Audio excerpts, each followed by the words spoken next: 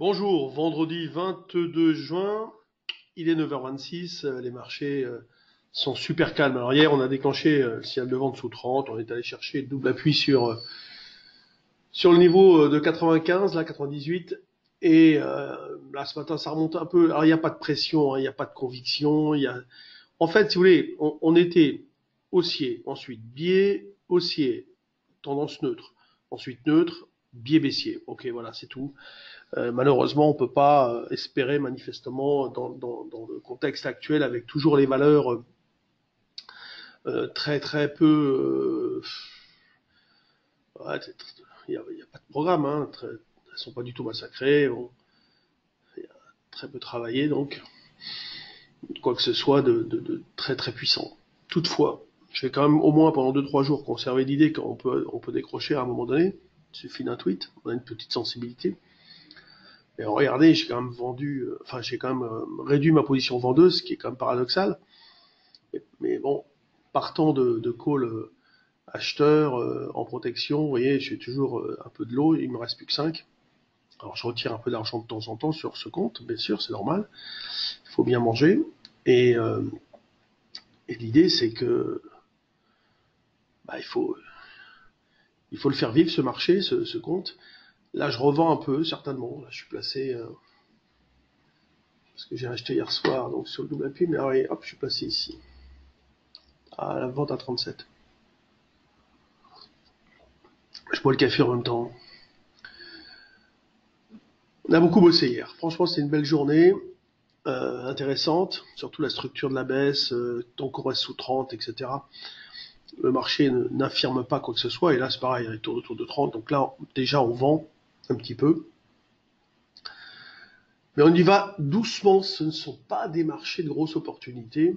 Moi, mon idée, c'est qu'on peut aller chercher les 225, si jamais ça, et même 125 derrière, si derrière, il y a un catalyseur de dégradation, mais je vois pas grand-chose. Et là, sur les middle small, nanobiotiques, waouh, la news, elle remonte, toujours pareil, c'est excessif.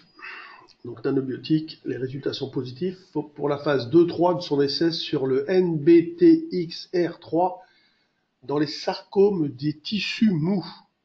Sarcome, c'est pas joyeux. Bon, donc c'est tout ou rien comme d'habitude. Pour le reste, DBT, Envipco, Farol, il n'y a pas de valeur que vraiment j'ai l'habitude de travailler. Non, vraiment pas grand-chose. À la baisse, Eramet. Un niveau d'achat peut-être qu'on pourra aller chercher ici. Ça sera d'anticipation, il faudra voir dans quel contexte on y va, mais des alertes sont possibles pour déclencher notre intérêt. Non, vraiment, il n'y a pas grand-chose. Donc moi, pour l'instant, j'ai un biais encore neutre sur le DAX. Sur l'Eurostoxx, il n'a pas déclenché, hein. C'est pour ça que là, on est aussi comme ça. L'Eurostoxx n'a pas déclenché, si vous prenez l'indice, là, vous voyez. Non, c'est pas celui-là, là, c'est une matière première. Ouais, ça, ce sont les matières premières, d'ailleurs. Vous voyez, c'est toujours un peu annonciateur d'une dégradation. C'est marrant, ça arrive souvent. Vous pouvez le regarder, cet indice, il est intéressant. Non, l'Eurostoxx, il est là. Vous voyez, double appui parfait ici dans la zone. Donc, c'est quand même le marché européen, c'est celui-ci qui compte le plus. Hein. C'est pas le CAC 40. Donc, bon, résumé, DAX neutre, Eurostoxx neutre, toujours biais haussier, double appui, on peut jouer l'achat. CAC un petit peu moins bien, donc biais, neutre, biais baissier. Ça n'empêche pas d'aller à la chasse aux actions, malheureusement, je ne vois pas grand-chose. Et puis de toute façon, quand on trouve des trucs, il n'y a pas souvent de relais. Et ça, je peux vous dire que je travaille avec des gens qui sont des morts de faim sur les actions. Et bon, je parle toujours en intraday, court terme, sur 3 jours, etc. Oui, évidemment, il y en a toujours qui y arrivent hein, à des valeurs à booster, mais il faut tomber sur la bonne, il faut avoir un peu de réussite, parfois on est coincé sur autre chose. Vous voyez, c'est tout un contexte général. C'est bien beau de dire, ah mais celle-là, elle a monté. Bah oui, mais je l'ai pas acheté, celle-là, je l'ai ratée, et puis j'étais planté sur autre chose. C'est-à-dire le problème du trader un peu intensif et puis court terme, court-termiste, c'est que bon, bah, parfois il peut pas tout faire parce qu'il est bloqué sur autre chose. C'est sûr que Nanobiotics, le problème c'est une news, donc on arrive le matin plus 50%. Qu'est-ce qu'on peut faire? Rien. Bon allez, on va essayer d'aller vite. L'eurodoll, ce matin, je sais pas ce qu'il lui a pris, sauf la Grèce, c'est ça. Donc c'est pareil, on a atteint un niveau, on a fait un double appui, on se reprend un peu. Hier, je disais, on peut aller chercher. Alors, je sais pas si c'est à vous que je le disais ou sur le forum, mais moi j'avais un target éventuellement de vente vers 73. Bon, alors ce matin, on n'a même pas vendu parce que ça, boum, c'est du genre à se dire, oh là, il y a quand même quelque chose de fort derrière, peut-être. On n'est pas pressé. Donc là, peut-être que maintenant on pourrait le faire. Oui, ça se calme, ok. Mais faut jamais le faire enfin, faut jamais le faire. Parce que l'ambiance générale tendait déjà à la neutralité d'un double appui, etc. Dans des tendances baissières et dans des tendances marquées, on n'hésite pas. Dans des marchés qui ont déjà fait le point bas, rebond, double appui, rebond en cours, ah bah oui, mais là on va être beaucoup plus méfiant. C'est évident, c'est évident. Ce matin, je lisais des petits comptes rendus comme ça que je reçois des grandes banques françaises et européennes. Vous voyez des phrases comme les décisions de Trump nécessitent d'être de plus en plus sélectifs. Ok. Alors ça, c'est de nature à rendre le marché non vulnérable. Pourquoi? Parce qu'ils sont tous super méfiants. Tous. Les gérances, quand je vous le dis sur BFM, là, ils sont pas actifs du tout. Ils sont très conservateurs en ce moment, mais on les comprend, hein, c'est pas une critique. C'est-à-dire que ils n'ont pas de matière pour prendre des grandes directions, à remettre en cause des scénarios conservateurs. Voilà, donc là, vous voyez, c'est encore un message de plus qui plaide dans le sens de la prudence. Oui, pas de solution évidente aux menaces protectionnistes. Difficile de tabler sur une accalmie avant les élections mi-mandat de novembre. Vente limite exécutée. Ah, ça y est, j'ai vendu un peu. Le bras de fer entre la Chine et le Mexique Vente adresse des limite questions de fond. exécutée. Qu'est-ce que j'ai vendu là? Pourquoi j'ai vendu deux fois? Ah, j'ai vendu des calls aussi. Ouais, pardon. Hop, vous voyez, tac. Tac. Bon voilà. Comme je sais pas, j'y vais doucement. Enfin, je sais pas.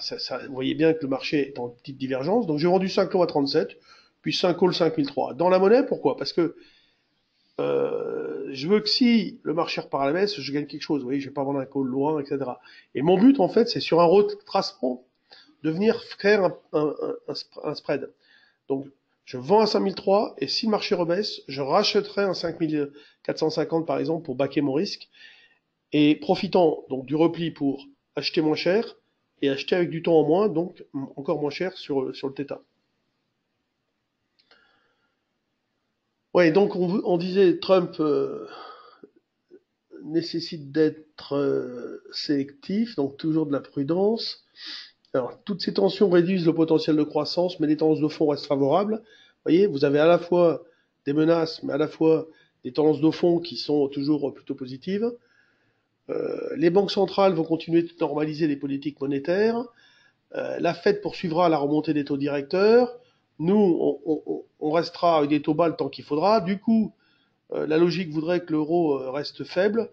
Donc là, on avait eu une période d'ailleurs un peu étonnante. C'est rare que les fondamentaux soient respectés, entre guillemets. Donc le dollar remontait, l'euro baissait. Donc c'était logique, hein, puisque d'un côté, vous avez des taux à 3%, de l'autre côté, enfin presque, de l'autre côté, vous avez des taux à 0. Donc ça n'a rien à voir. Bon voilà, donc pas de changement majeur. Moi, ce que je vais faire, c'est que sur cette vente, je vais scalper un peu. Je vais me replacer, par exemple, je sais pas, à l'achat, je paramétrer pour 5 minimum, donc dans un truc. Alors, je vais déjà virer ça, tac. Je vais me remettre, par exemple, ici, peut-être pour scalper, mais oui, c'est en dessous des plus bas. Alors je me dis, ah, si ça casse les plus bas du jour, ça ira peut-être un peu plus bas. Allez, je vais mettre 4, par exemple. J'aurais voulu mettre 3,5, mais c'est pas grave. Bon, c'est pas toujours précis, ce genre de truc.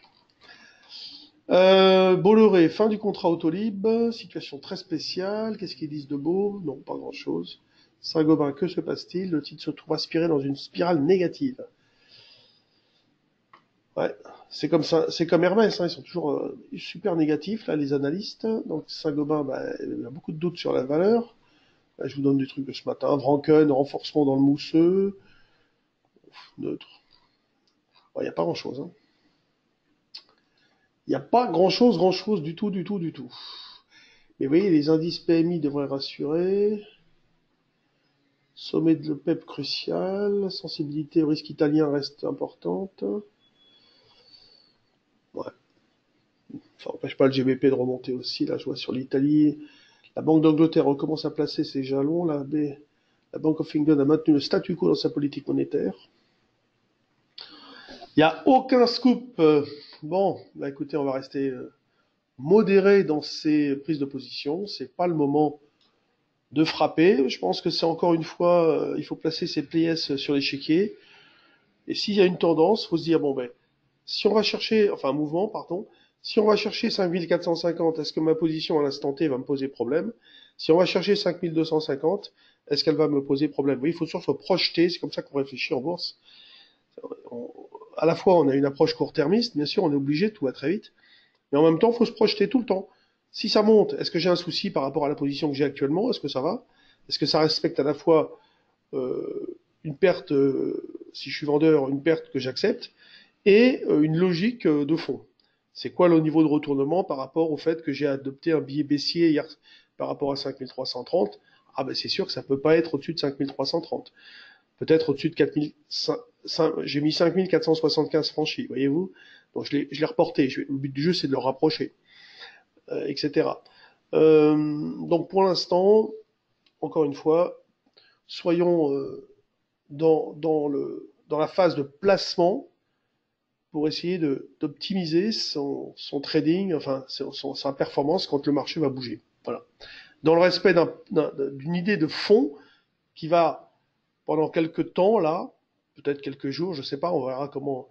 Avec le billet vendeur sur le CAC 40, le reste c'est neutre.